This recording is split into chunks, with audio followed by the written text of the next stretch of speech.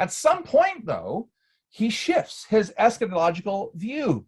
He began to look towards a future golden age. As Cowan said, he eagerly anticipated another turn of the hourglass. So it's as if at a certain point he changes his view, and the hourglass that has all the sand falling down has got to be turned over one more time and has to run its course again. It's my suggestion that this change reflected his own improved prospects. As a disappointed parish pastor in the countryside, Owen looked for an imminent end of history. But it was once he reached the halls of power as a parliamentary preacher, his view shifted. In 1646, he preached to Parliament. During the Civil War, he ministered to the New Model Army on the battlefield when they won victory. He burst onto the scene the day after Charles I's death, the regicide, and we might call this then not just Middle Owen, but Theo-Political Owen. Gribben describes the results of this shift causing Owen to be, quote, bursting with conviction and with confidence. In 1649, and then a little bit later in 1651, he preaches again some political sermons. He records his change of thinking on eschatology in writing. There was a coming age of glory. An earthly millennium was coming, the latter day glory, as he called it. Throughout his writings, both pre and post 1662, that's when the monarchy returns, the established church returns, and there's that great ejection. Owen characterized this coming age as a fulfillment of all kinds of promises that spoke of the coming visible kingdom of Christ that were going to be brought in over successive ages.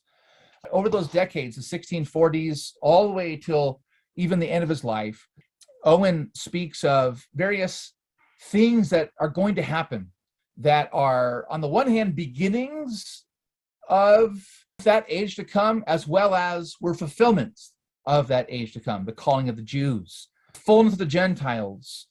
He talks about the purity of the church in its worship, the crushing of Antichrist, the ending of anti-Christian idolatry and oppression, an age of peace and gospel prosperity, multitudes of converts, worldwide revival, the end of Rome, and so forth. He begins to see as little precursors, but also are the things that the age to come partakes in. Savoy Declaration in 1658 codifies these signs of the end.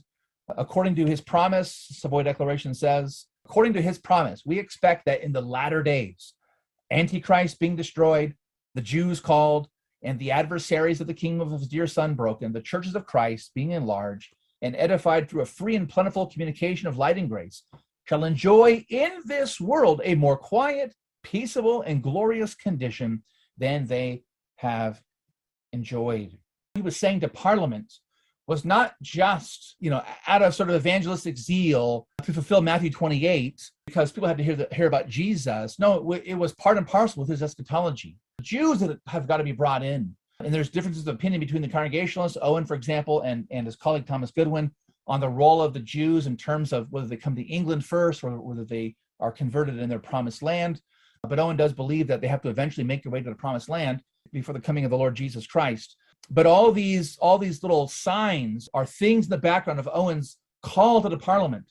We've got to do all that's within our power to bring the gospel, to provide ministers, to send churches and protect the church in, say, Ireland, for example, or Scotland, to bring the gospel, to reform the church, to purify the church, to crush Antichrist, and to spread that message across Europe and across the globe. So there's early Owen, where he's sort of disappointed parish pastor, seeing all the signs at the end around him. Then all of a sudden, the Civil War begins. There's this great turn of events in England's political situation. Owen then has this great optimism for this latter day age.